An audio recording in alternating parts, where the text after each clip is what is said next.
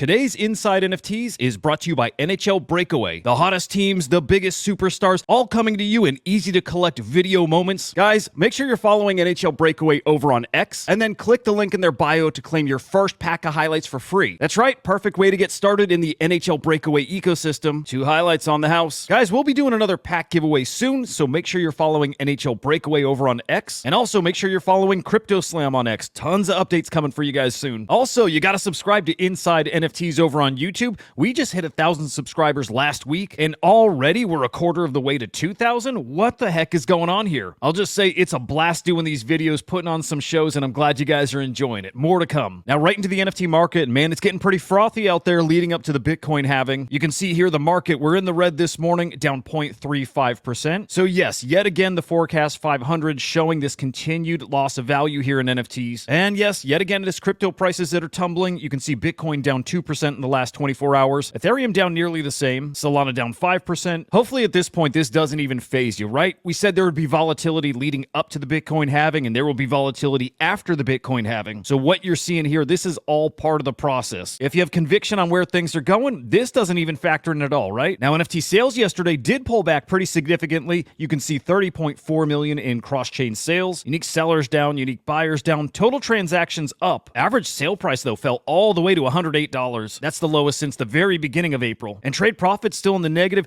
possibly why you're seeing traders starting to pull back a bit. I mean, if you're not winning on your trades, are you going to keep trading? Now, as far as what's moving the market, of course, we're looking here at CryptoSlam. The General Ordinals collection is there at the top, followed by Sharks by Sharkify with their upcoming token. Then we have the Origin Pass, D-Market, Dokio, Bored Ape Yacht Club, Node Monkeys, Mutant Ape Yacht Club, Guild of Guardian Avatars, and then the Pudgy Penguins round out your top 10. And of course, a bunch of big sales yesterday. You can see an alien Bitcoin punk selling for 2.7 Bitcoin. Guys, 168 grand for that. But my favorite sale of the day is right there at number 2. That is an NBA Top Shot moment selling for $145,000. Now, I'm saving that story till the end because we're going to get a little more into that one. But yeah, again, my favorite sale yesterday coming from Flow, NBA Top Shot. Love to see that. Diving deeper into Bitcoin, you can see Runestones with a massive 98 Bitcoin in sales volume. Guys, that's over $6 million, making Runestone your top NFT collection of the past 24 hours. But man, right behind him is the CyberKongz Prometheans, which so far, in way less than 24 hours, already 77.5 Bitcoin in volume. And again, I think those have only been trading for about 12 hours here. Now, setting the stage for something that's coming here in just a moment, but did you guys know people trade rare sats? And by the way, sats, the smallest currency, the smallest denomination of the Bitcoin. Well, some of those sats come from historic events, and we do have a very historic sat coming up here at the halving. We're going to come back to that because right now I want to stay on the topic of onboarding. I want the spotlight on those who are bringing people to Bitcoin probably for the first time. And that's exactly what the CyberKongz are doing here. And at the same time, you have a legendary crypto art pioneer named Coldie who's doing the exact same thing right now. So check this out. You've got Coldie here with his first ever Bitcoin ordinal collection. This one's called Michael Saylor Decentralized. And this is basically free here, guys. It's 0.0001 Bitcoin, so about 20 bucks. So that price is kind of mind-boggling when you consider it is Coldie's first ever ordinal. But again, the moral of this story is projects and people who are bringing new people over to Bitcoin. And you see that right here, my buddy WG Meats. Well, the Michael Saylor Decentralized is his first ever ordinal collection. Now back to that rare stats conversation. With the halving coming up, guys, we are going to have one of just 32 epic sats ever created. And there are people who are going to pay a small fortune to try to lock up that sat. And you see that right here with Foundry USA Pool, who, according to Trevor, is the largest Bitcoin mining company. Well, these guys are making a play on that epic sat. And here's very specifically what that epic sat is, by the way. The epic sat is the first Satoshi on the first block mined after a halving event. Again, there's only going to be 32 epic sats ever. Expect these to cost a fortune on secondary markets. So the Foundry USA Pool, they are gunning for that sat, which they're then going to sell and then distribute those profits to the miners in their pool. But guys, that is not the only thing people are chasing here in that first block, because remember, when the halving comes in that first block, the Runes protocol goes live. And initially, Casey Rodemore, the creator of Rune, said he was going to hard code the first 10 runes, right? They're all going to be his. Well, it turns out Casey's had a change of heart, and at this point, he's only inscribing the very first one, which is called Uncommon Goods. And so, guys, that is why the CyberKongz are teasing this right here, I believe. They're aiming for block 840,000. That is the block of the halving. And so, yes, they're going to try to become one of the first 10 runes in history. And guys, yes, that'll cost a fortune, but these guys are all about provenance. And clearly, they practice what they preach, so watch them make a strong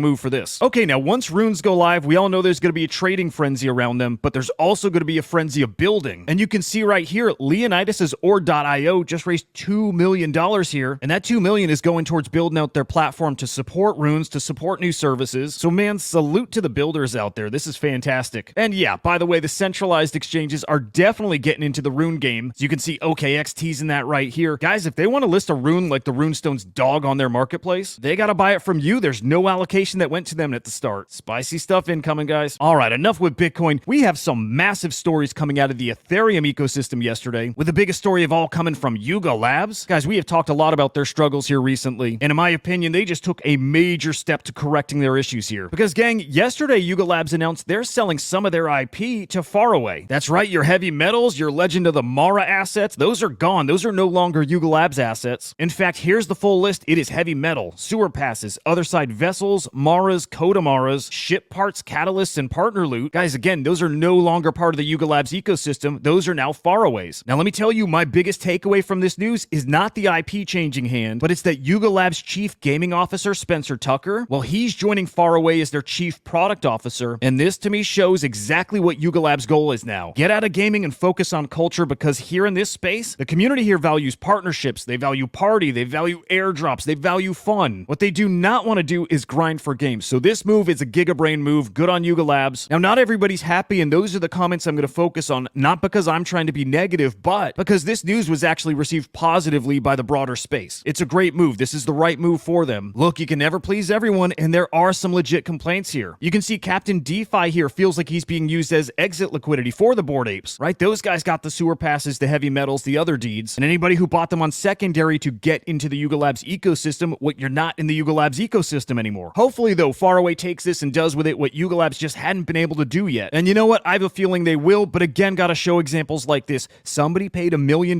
for this 1-1 asset that now is no longer a Yuga Labs asset. What can you do though, guys? This space is always evolving, and they should be evolving. Now, forgive this kind of cringy segue, but these Coda Maras are evolving too, it looks like. Now, at this point, will anybody care? Because I think these Coda Maras are no longer Yuga Labs assets. But if you do still hold them, if you're engaged and you're going to be moving over to Faraway too, well, your Mara evolution comes today. So have fun with that. But wrapping up the Yuga Labs conversation, again, I think it's a fantastic move. I think it's focused on their community. Sometimes you got to make those hard decisions, and that's exactly what Garga did. Yuga Labs, I'm rooting you guys on. Good luck. All right, I got a time crunch now, so we're going to NFT LDR our way through the rest of our stories, starting with that $145,000 NBA Top Shot moment. Guys, this was the auction we've been talking about here for probably a week and a half. Remember the Ultimate Rookie Pack? The minimum bid was $75,000, and in that pack comes that Victor Wembenyama Ultimate 1-1. Well, the winning bid here came from Billow Banked, again, $145,000. And what do you guys think? A smart investment at $145 grand? I certainly think so, with Steph Curry rookie cards selling for $6 million, Mickey Mantle cards selling for millions. You've seen the prices of LeBron James physical cards, but also his NBA Top Shot moments. So yeah, I think this is a gigabrain play. Congrats to you, Billow Banked, and NBA Top Shot. Great to see you guys flying again. Now, some Ronin news, because they've just onboarded a very, very popular MMORPG called Ragnorak. Telling you guys, Ronin's out here for world domination in gaming, and I think they're going to accomplish that goal. Just imagine when Ronin goes permissionless, which it sounds like is happening.